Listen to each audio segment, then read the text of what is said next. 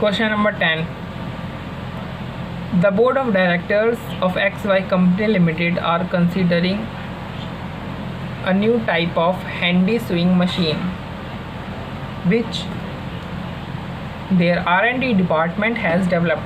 मतलब एक नए तरीके का हैंड स्विंग मशीनें बनाना की सोच रहा है. The expenditure so far on research has been 95,000. Consultant report has been prepared at a cost of 22,500. यानी R&D खर्चा करके जो इन्होंने नई स्विंग मशीन बनाई है और जिस मशीन को ये फर्दर प्रोडक्शन में लाना चाहते हैं उस मशीन में जो R&D है वो 95,000 की खर्च हो चुकी है और जो कंसल्टेंट रिपोर्ट है उसको बनाने में 22,500 रुपये खर्च हो चुके हैं. यानी ये कॉस्ट इनकर हो चुकी है. इससे कोई फ़र्क नहीं पड़ेगा आने जो प्रोडक्शन होगी उसके ऊपर कॉस्ट में. ये अलग कॉस्ट है तो इसे हम संक कॉस्ट कहेंगे. ये इररिलेवेंट है हमारे सॉल्यूशन के लिए. तो जो स्विंग मशीन है उसकी कॉस्ट स्ट्रक्चर दे रखी है पर यूनिट की. तो मटेरियल 45 रुपये का है, लेबर 75 रुपये का है, फिक्स्ड ओवरहेड इसमें लिखा हुआ है based on companies normal allocation rates. यानी एलोकेटेड फिक्स ओवरहेड है जिसे हम इग्नोर करते हैं. तो ये इररिलेवेंट है हमारे लिए. फिर आ रखा है rent for additional space 1,25,000 per annum.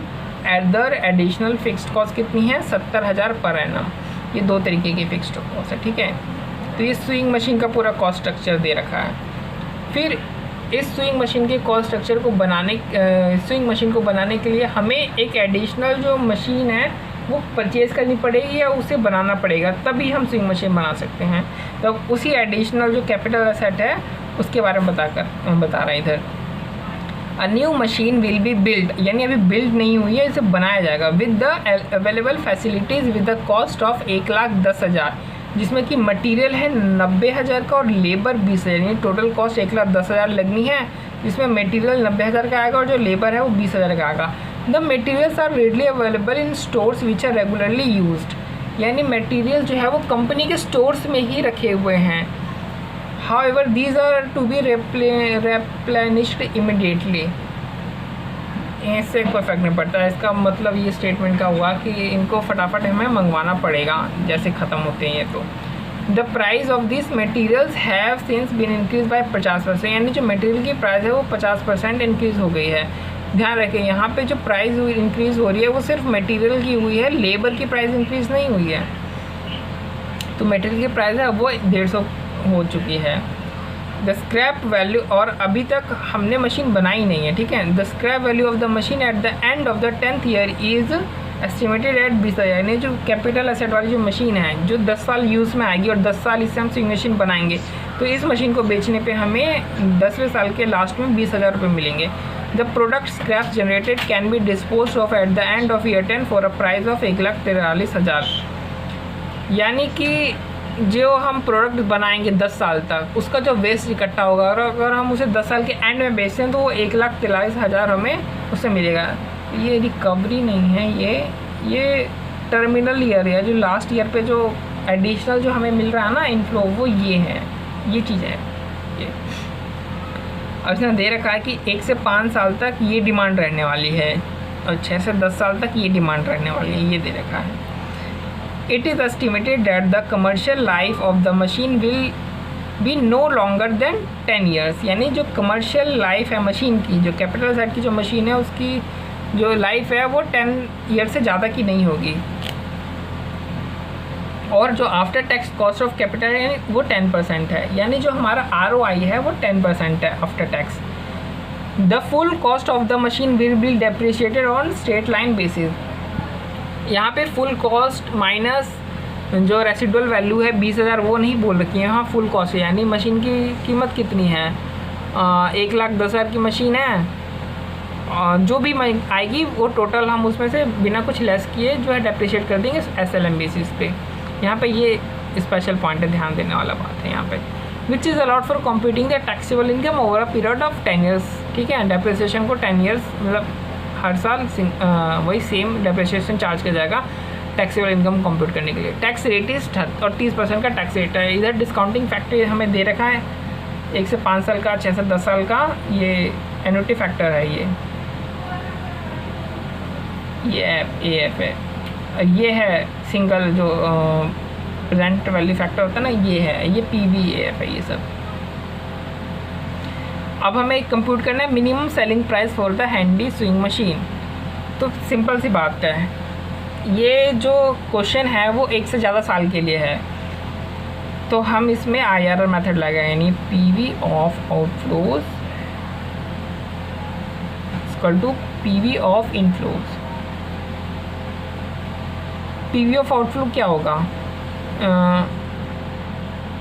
90,000 की मशीन है, 90,000 मटेरियल लगेंगे, बट वो मटेरियल अभी 150 उसमें 50% बढ़ चुका है, और जो लेबर है वो 20,000 की लेबर है।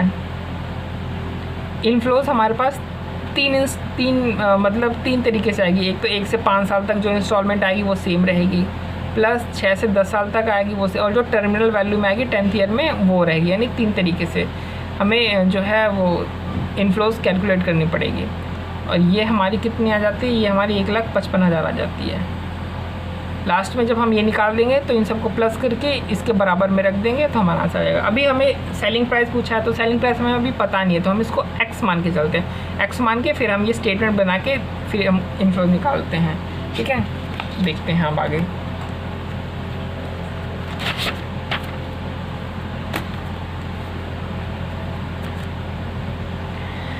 अब हम कैश फ्लो निकाल रहे हैं 1 से 5 साल का और 6 से 10 साल का। तो पहले सेल्स यूनिट निकालते हैं। सेल्स यूनिट कितनी आनी चाहिए, तो टोटल सेल्स कितनी होगी। टोटल सेल्स के लिए हमें चाहिए सेल्स यूनिट। अब सेल्स यूनिट जो 1 से 5 साल का जो दे रखा था वो उसमें प्रोबेबिलिटी को प्लस करके जो टोटल है वो आ जाएगा हमारा 21,000, इसमें 16,000। तो sale price per unit x मान रखा, तो टोटल सेल्स हमारी आ जाएगा। उसमें मटेरियल लेबर का जो कॉस्ट है यहाँ पे जो दे रखा है, मटेरियल लेबर का कॉस्ट ये रहा अपना,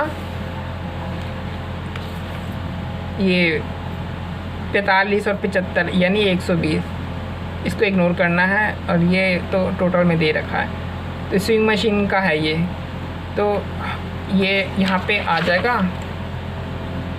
120 के हिसाब से मटेरियल लेबर। फिर फिक्स कॉस्ट जो है इंक्रीमेंटल वाली वो आ जाएगी हमारे पास, जो टोटल 2 फिक्स कॉस्ट हमने दिखाई थी ना अभी, उन दोनों को प्लस करके है ये। फिर जो डेप्रिसिएशन है वो 1,55,000 पे करेंगे, क्योंकि जो डेप्रिसिएशन जो कैलकुलेट करने का बोला था वो फुल कॉस्ट मेथड उसने बोला था, उसमें से कुछ भी सैलवेज वैल्यू लेस नहीं होगी। तो जो टोटल जो हमारा आउटफ्लो है, जो हमें कैपिटल जो मशीन जो हमने बनाई है उसका 1,55,000 रुपये कॉस्ट आ रहा है 50% इन्फ्लेशन रेट के बाद। उसी को हम 10 से डिवाइड कर देंगे तो 15,500 आ जाएगा डेप्रिसिएशन। तो हमारी प्रॉफिट बिफोर टैक्स आ गई हमारे पास, ये 30% टैक्स लेस करेंगे, प्रॉफिट आफ्टर टैक्स आ जाएगा, डेप्रिसिएशन प्लस कर देंगे, क्योंकि एक्चुअल में तो कुछ कैश फ्लो मतलब कैश आउटफ्लो हुआ नहीं, तो हमारी जो टोटल कैश इनफ्लो है वो हमारी ये आ जाएगी। ये हमारी 2 साल की आ गई, 1 से 5 और 6 से 10 यानी 2 आ गई। अब हमें 10वीं ईयर की भी निकालनी है, तो 10वीं ईयर में हमें बोल रखा है कि जो मशीन है उसको बेचने से 20,000 मिलेगा, और जो स्क्रैप है उसको 10वें साल में बेचेंगे तो 1,43,000 मिलेगा, यानी टोटल 163 हो जाएगा। तो जो टोटल मिलेगा उसमें से हमें टैक्स भी तो लेस करना पड़ेगा, तो 30% टैक्स लेस करके वो इतना आ जाता है। अब ये तीनों सालों में जो हमें मिला है इसको हम प्लस कर देंगे, इसको प्लस कर देंगे, नहीं इसको प्लस करने से पहले हम इसको डिस्काउंटिंग फैक्टर से इंटू कर देंगे। ये डिस्काउंटिंग फैक्टर से ये रहा, ये 1 से 5 ये, और ये 10वें साल का, इनको डिस्काउंटिंग फैक्टर से इंटू करके ये आ जाएगा हमारे पास। इन तीनों को प्लस कर देंगे, इन तीनों को प्लस करके इसके पीवी ऑफ आउटफ्लो के अगेंस्ट रख देंगे, तो हमारी एक्स की वैल्यू आ जाएगी 131.22। अब यहाँ पे कुछ चीज़ ध्यान देने वाली बात है कि R&D जो है और जो कंसल्ट है ये सन कॉस्ट है, यानी ऑलरेडी ये हो चुका है इनकर, इसको हम फर्दर प्रोवाइड नहीं करेंगे आगे आने वाले 10 साल में, प्रोडक्शन कॉस्ट में इसे हम काउंट नहीं करेंगे। और जो फिक्स ओवरहेड है वो अलोकेटेड है, इसलिए वो इरेलेवेंट है, क्योंकि जो फिक्स ओवरहेड जो अलोकेटेड चीज़ है उसे हम कंसिडर नहीं करते हैं। तो यहाँ पे ठीक है, ध्यान देने वाली बात है। यहाँ पे दोबारा से मैं बता देता हूँ, थोड़ा सा बड़ा क्वेश्चन है ये जो पार्ट है पूरा स्विंग कॉस्ट स्ट्रक्चर के बारे में बता रखा है। स्विंग कॉस्ट स्ट्रक्चर को बनाने के लिए जो हमें जो मशीन बनानी है वो ये उसका बारे में बता रखा है। यहाँ पे ये संक कॉस्ट है, और अलोकेटेड यहाँ पे है, ये इरेलीवेंट है हमारे लिए, संक कॉस्ट में हमारे लिए इरेलीवेंट चीज़ है। बस इस क्वेश्चन में इतना ही है।